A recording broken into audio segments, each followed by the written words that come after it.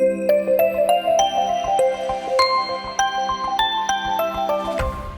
right, hello, good morning, Miss Urusaro. It is a pleasure to have you here with me. You are the spokesperson for the Rwandan Opposition Coalition for Democratic Change, or the ROC. We learned with interest about the launch of your coalition around January 16th of 2026. And following the major political event, it became clear to us that we want to speak to you just to know more information and more details regarding the outstanding initiative that this is. So without further ado, would you be able to introduce yourself to your audience, Ms. Urusaro? Sure. Thank you, Ms. Cha, for doing this interview with me and being here with me today. My name is Claire Marie Ursaro. I was born in Rwanda in the former prefecture of Butare. I fled my country after the genocide of 1994, first seeking refuge in the Democratic Republic of Congo, where I nearly stayed at the refugee camp almost a year. Then I moved to Senegal, and from there, I was fortunate to resettle in the United States of America since February 2000. Regarding my education, I hold a master's degree in science of nursing, and I currently work at the hospital. Additionally, I spent an entire year training in public administration. I went through this accelerated program at the African Institute of Public Administration, IPA.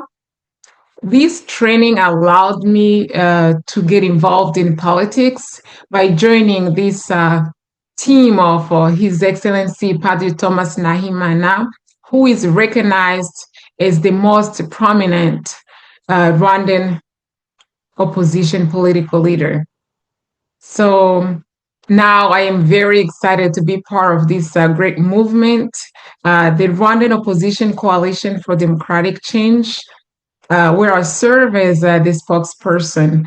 This coalition is committed to liberating the Rwandan people and contributing to restoring peace in the Great Lakes region of Africa. I think that's pretty much about my introduction. Thank you. What a great story. I am sure the coalition is very, very lucky to have you. Thank you. What should we know about the Rwandan Opposition Coalition, and how would you explain its originality and opportunity to us? Well, thank you. That's a great question, Ms. Cha. Actually, let me tell you how this is all started. So, at the beginning of this year, 2026, His Excellency Padre Thomas Nahimana, he summoned his close collaborators and key political figures in the Rwandan opposition to examine the current political and geopolitical situation in Rwanda and the Great Lakes region of Africa. So the meeting was very beneficial as it highlighted that the RPF, meaning the Rwandan Patriotic Front regime, is the root cause of the misery of the Rwandan people and the crisis in the region.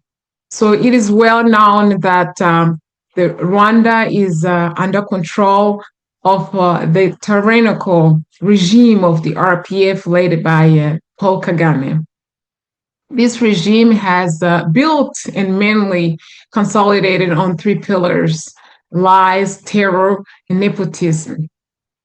This regime has primarily aimed to destabilize the entire Great Lakes region of Africa by invading the Democratic Republic of Congo and systematically, if I may say, methodically plundering its resources, which has caused a profound security crisis severity affecting the population of Congo, Rwanda, Burundi, and the rest of the region. So in terms of solution, it has become very crystal clear that a regime change in Kigali will bring about the long-awaited positive change. To carry out this revolution, the Rwandan opposition needed to better organize itself by uniting actually itself under a strong coalition.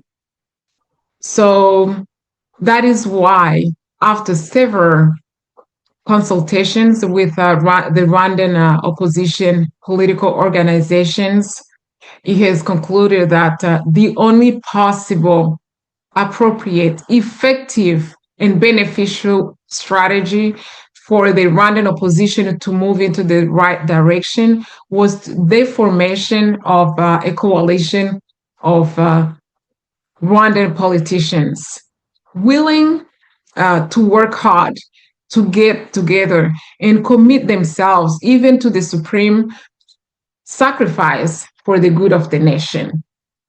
So this is why this is what was accomplished by the 100 Rwandan political leaders on January 16, 2026, here in Washington, D.C. Yeah. Okay. And you Yeah. mentioned the 100 Rwandan opposition politicians. Can you tell us who really are these politicians who launched your coalition? Oh, yes. This is a truly providential team, very serious, sufficiently balanced, composed of men and women from all over all 30 districts of the Rwandan territory. They include both ethnic groups, the Hutu and Tutsi. They are people of all ages. You see from 20s and then adult and older. And then you have people coming from various denominations and philosophies, from religious background, I may say. They are activists coming from different political organizations and civil society associations. Some are inside Rwanda and others are organizing themselves in exile. They are driven and united by a common determination to fight for effective democratic change in Rwanda. So in short, from this team, the people have the right to expect effective solutions to the real problems affecting the Rwandan society. All right, Ms. Urusaro, the political space in Rwanda is known to be always hermetically sealed. So, how do you plan to oust the RPF of Paul Kagame alone in power since 30 years? Wow, that's a wonderful question. What I can tell you is that, first and foremost, the Rwandan Opposition Coalition for Democratic Change, ROC, has chosen the path of free and democratic elections to replace this dictatorial regime. It is obviously clear that the most challenging task was to succeed in gathering a genuine team of political leaders capable of forming an operational national government from day one. This goal is almost achieved with the launch of the Rwandan Opposition Coalition for Democratic Change, led by its president, Padre Thomas Nahimana. So the second step relies in very active diplomacy at the regional and international levels to rally allies who can lend us a helping hand in achieving our main goal, which is, of course, regime change in Kigali. And for this to happen, there are no two ways about it. The RPF must be disarmed and deprived of the military means they are using abusively against the Rwandan and the Congolese populations. Of course, this will form the core of our diplomacy or diplomatic initiatives. The people of Rwanda indeed need to be supported by one or more powerful countries to achieve this goal. The third step will be to establish a transitional period with the government tasked with opening broad discussions on all legal, economic, and social issues left by the RPF in Inkotanyi. And the fourth, it will be a matter of organizing free and transparent elections across the country to make Rwanda a democratic, stable, and reliable country. And I do not doubt that the ROC, the Rwandan Opposition Coalition for Democratic Change, will win these elections by a large majority margin. And its leader, Padri Thomas Nahimana, will be elected the next president of Rwanda.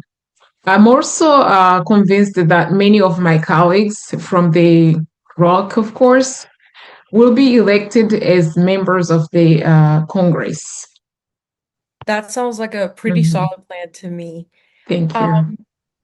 And what should the Rwandan people expect from your coalition? What are the main lines of the program? Could you describe them to us? Oh, thank you so much for that question. The Rwandan Opposition Coalition for Democratic Change, of course, invite all Rwandan citizens of goodwill, both in Rwanda and abroad, to give us their full support, so that we can be able to defeat the RPF in Inkotanyi and establish in Kigali a new government, democratic government. So this will be, I can specify a few lines as you asked. We will be able to open up the political space once we get there, release all political prisoners, undertake the repatriation of refugees. And then, of course, we're going to end Rwanda's aggression against the Democratic Republic of Congo and instead promote regional initiatives focused on peace. We're going to eliminate all forms of apartheid that threaten the unity and harmony of Rwanda, or of the Rwandan society. And then, of course, we're going to restore adequate national education to accelerate the country's modernization. We're going also to establish independent and fair justice. And finally, I will say we're going to create a favorable conditions for integrated economic development throughout the region. Thank you. Thank you. So we've talked about what they should expect, but let's talk about what the coalition expects. Which contributions to peace and stability are expected from the countries of African Great Lakes region from your coalition? Okay, so to find the right solution to any problem, it is also absolutely necessary to identify and eliminate the root cause.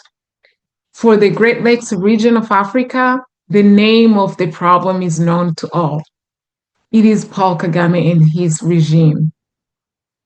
So therefore, allow me to say that a new peaceful and democratic government in Kigali will be the solution. The Rwandan Opposition Coalition for Democratic Change is ready to propose such a solution that will usher in a new era for the entire region, thirsty for peace and integrated economic development. Yeah. All right. Now, zooming out, what kind of support do you expect from the international community to properly reach the objectives of the coalition? Oh, thank you so much. So we continue to request all donor governments to freeze and suspend all forms of aid they provide to the hatred regime of RPF in Inkotanyi. The international community to impose economic sanctions and an armed embargo against the administration of Paul Kagame. Global institutions to issue arrest warrants against Rwandan authorities, both civilians and military, who have being responsible for massive atrocities and war crimes committed against Rwandans and Congolese people. So, however, we are very grateful for the international community that has begun to respond to our requests. A big thank you to His Excellency Mr. Donald Trump and his administration, the President of the United States, because he took the initiative to bring together the two countries, Rwanda and the Democratic Republic of Congo, in terms of signing the accords that started in Washington, D.C., and so that to find peace solutions and end the war between Rwanda and DRC. So, notably, the sanctions imposed on Rwandan leaders and military officers for failing to respect the Washington agreements signed between DRC and Rwanda, as I mentioned. That has been done by the Trump administration. The Rwandan Opposition Coalition for Democratic Change will remain deeply grateful to all Western and African democracies that have agreed to support and accompany our efforts. Yeah, thank you.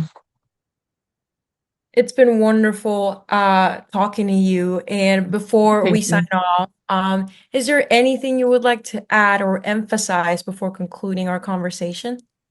Oh, thank you so much, Ms. Cha, for this opportunity, for your time, and for the fact that you hold the Great Lakes region of Africa in your heart.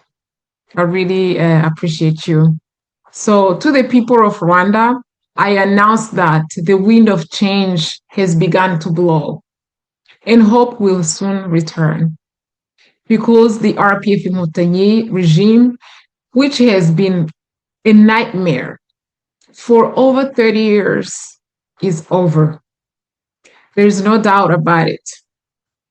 The Rwandan Opposition Coalition for Democratic Change, ROC, brings you builders hope, unity, economic prosperity, and lasting peace for Rwanda and the Great Lakes region of Africa.